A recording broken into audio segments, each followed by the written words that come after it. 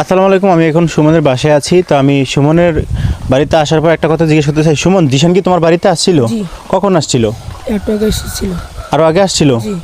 সুমন দিশান কি তোমার ভিডিও বানাইছিল কিছুদিন আগে? জি। তো ও কি তোমার কোনো টাকা টুকা দিছিল? জি। কয় টাকা দিছে? 5,000 টাকা। তুমি এই 5,000 টাকাতে এখন কি করবা? চিকিৎসা হবে। তোমার চিকিৎসা করবা? জি। তোমার সবচেয়ে বড় বিষয় হচ্ছে এখন তোমার এই চাঁদপুর হোক বা ঢাকাতে হোক, সর্বপ্রথম তোমার পরীক্ষাটা দরকার, ঠিক আছে? তোমার টাকাটা কার হাতে দিছে? আব্বুর হাতে। তোমার আব্বুর হাতে দিছে? জি। টাকাটা বুঝে পাইছো? জি। টাকাটা দিশান দিয়ে গেছে না? জি। জিশান একটা বড় ভাইয়ের মাধ্যমে এই টাকাটা কালেক্ট করার পর তোমাদের কাছে নিয়ে আসছে। এই টাকাটা তুমি চেষ্টা করবা, তোমার আব্বুকে আমরা বলে দিব যে এই টাকাটা সম্পূর্ণ যাতে তোমার চিকিৎসার জন্য ব্যয় করে। এবং পরবর্তীতে আমাদের যে ভিডিওগুলো হইতেছে, ভিডিওগুলো আমি অনুরোধ করব মানুষ যাতে শেয়ার করলে আমরা যাতে একটু অর্থায়ন তার জন্য পাই। তার একটা বড় ধরনের রোগ আছে, যেটা আমি একটা গত ভিডিওতে বলেছিলাম।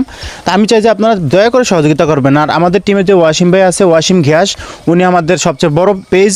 তো ওয়াসিম ঘিয়াস ওনার দৃষ্টি আকর্ষণ করে বলতে চাই যে উনি যাতে সহযোগিতার একটা হাত বাড়ায় দেয় কোনো একটা মাধ্যমে।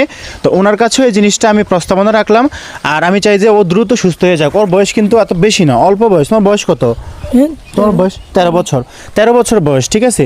তো দয়া করে একটা সহযোগিতার হাত বাড়িয়ে দেবেন। আরেকটা কথা আমি বলতে চাই, ওর আত্মীয় স্বজন যারা আছেন পার্সোনালি আপনারা একটু যোগাযোগ করবেন, ওনার আব্বুর সাথে যোগাযোগ করে যতটুকু সম্ভব অতটুকু সহযোগিতা করার চেষ্টা করবেন। আমি আর বেশি কিছু বলতে চাই না, এটুকুই আমার বলা। ধন্যবাদ।